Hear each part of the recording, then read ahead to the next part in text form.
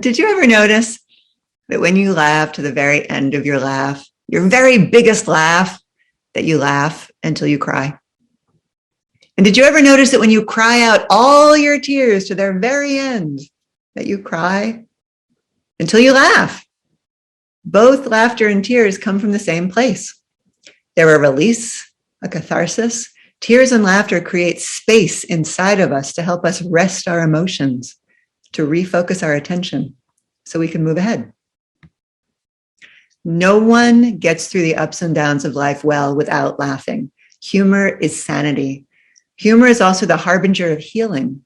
Until we laugh with a challenging experience, which is not the same as laughing at it, but with it, until we have our first laugh with something that was hard, that experience owns us emotionally. With our first laugh, the heart exhales, even just a little. With that first laugh, the heart has hope. Even if the healing journey will be a long one, the heart has hope. No one can force that first laugh. Like you can't force open a flower. It comes in its own time. Before our first laugh, it's too soon.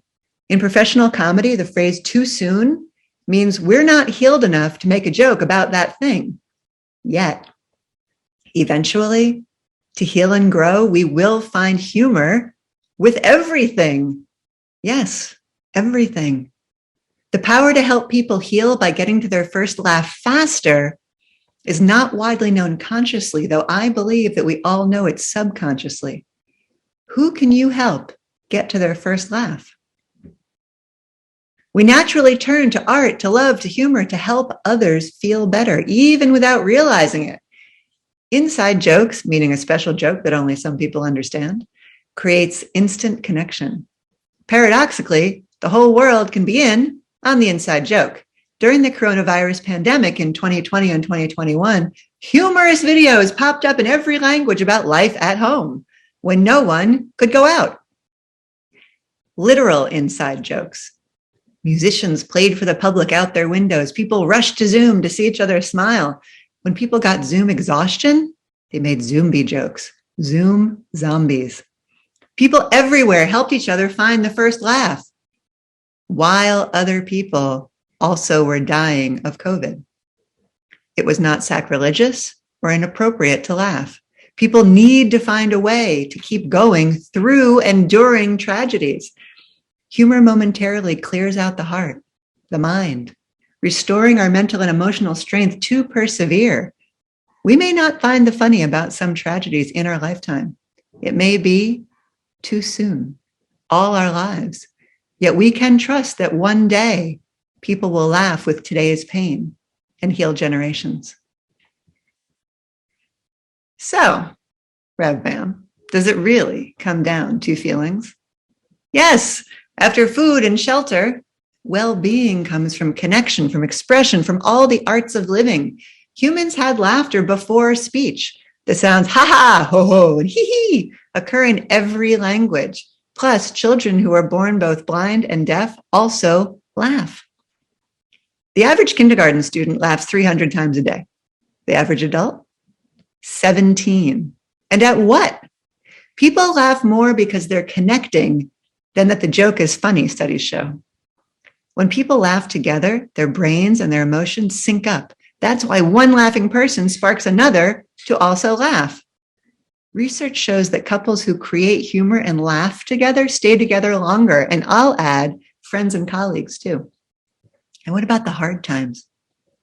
People who laugh at dark humor show less aggressive behavior because they smartly reach for humor to de-stress.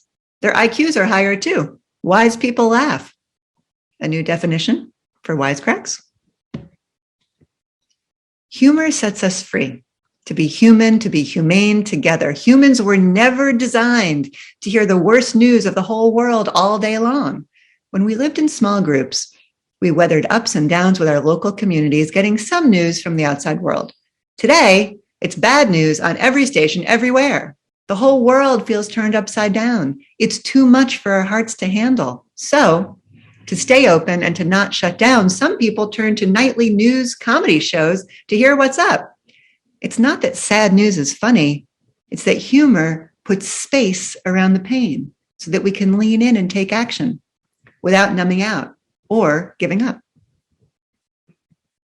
The human condition is emotional.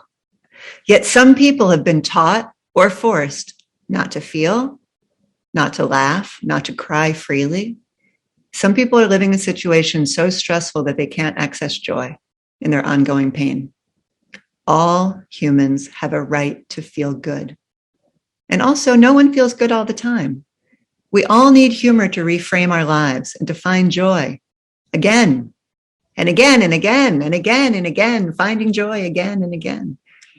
It's inhumane that celebrating the magic and mystery of life can be seen as a luxury just for some people. Freely expressing our hearts and our desires is the humane human condition. I've heard people say, but I'm not funny, but I'm not creative, but I'm not lovable. The human condition includes humor, art, and love for all people. We all invent every moment of our lives, even if we don't think we do. We all have a sense of humor, even if we don't access it.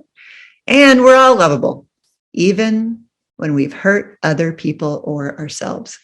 Humor helps us reframe our stories about ourselves and our lives. Healing includes embracing our own humor, our own love, and our own creativity, and that of others. When people feel seen, heard, and celebrated, they seek to see, hear, and celebrate others. They become naturally altruistic, and they act for a win-win world. When people don't feel seen, heard, or celebrated in a genuine way somewhere in their life, they hurt themselves and each other. So humor belongs in the medicine cabinet, not just on the entertainment shelf. Humor isn't frivolous, it's powerful. It's vital and necessary for a healthy journey of the heart for every single person on earth. Across every culture, every time in history, we must laugh to be well. My mission is for our next generation to turn to humor to live well together. A laugh a day keeps the doctor away? No, in business as a preventative healer. Humor is a community art form. Humor is a form of love for ourselves and each other. Love, art, and humor are my spiritual practices. Spiritual practices are ways of dealing with the mystery of life and managing our lives with love. Humor brings love to pain. Humor brings space to struggle. Humor is a release. Humor connects. Humor reframes. Humor helps people who disagree be able to see each other's humanity a little bit more. Humor helps let go of the past. Humor heals and marks new chapters. Humor is a spiritual practice. Humor is life. There are no parts of life that humor does not touch because everything that hurts needs to heal. And humor is the harbinger of healing. Now more than ever, the world needs an inclusive, worldwide community for humor, art, and love. You are in luck. I'm Reverend Barbara Ann Michaels. I'm the Jester of the Peace. I'm an ordained interfaith minister and a clown. I'm not a birthday party performer or a stand-up comedian. I'm an audience interactive performing artist using humor to connect with and move the audience. Whoa. You're a minister and a clown? Like, seriously? Yes, very, very, very, very, very seriously. Humor is a very serious business. The House of Holy Humor is a secular congregation for the humor arts. All faiths and atheists are welcome. The three pillars on which we rest our lives, or the three pillows as we call them, are art and love and humor. These are my three spiritual practices. Whenever I have felt insane, disconnected, hopeless, adrift, turning to art, love, and humor return me to connection and sanity every time. And I know I'm not alone. Yes, even existential dread. Yes, even shame, regret, emotional triggers that pop up out of nowhere. Again and again, the three pillows of art, love, and humor. Also turn up the volume on my daily celebration of life. As I learned from an 81-year-old community gardener, in Providence, Rhode Island in 1993.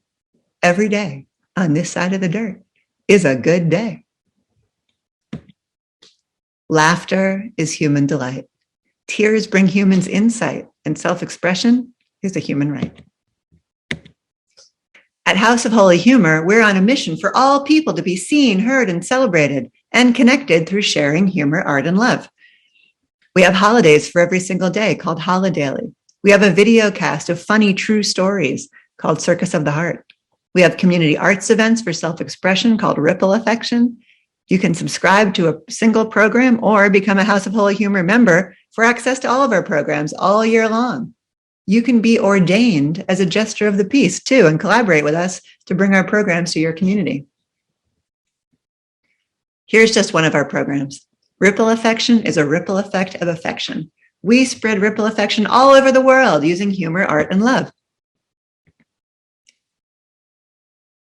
Dance the love at I Dance Like You and mirror other people's moves.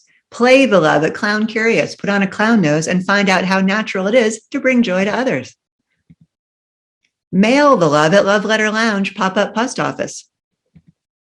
Marry the love at Marry Yourself, your whole self or any part of yourself. Speak the love at Calling In, where you call yourself on the phone and tell yourself everything you've been holding back. Vote for love at I Vote For You, being voted in as president of anything you want. Encouraging and celebrating each other and ourselves makes a win-win world. Win-win means I win and you win at the same time. It means when I make choices, I think about you too, and how my choice can uplift us both. At House of Holy Humor, we stand for people finding and giving their gifts and being appreciated for their gifts in their lifetime, meaning you and you and you and you and me are winning right now together across the whole globe, really right now. We're on a mission to support personal and community wellness and joy through humor, art, and love, and you can join us. At House of Holy Humor, we believe in humor and we believe in you. Join us today.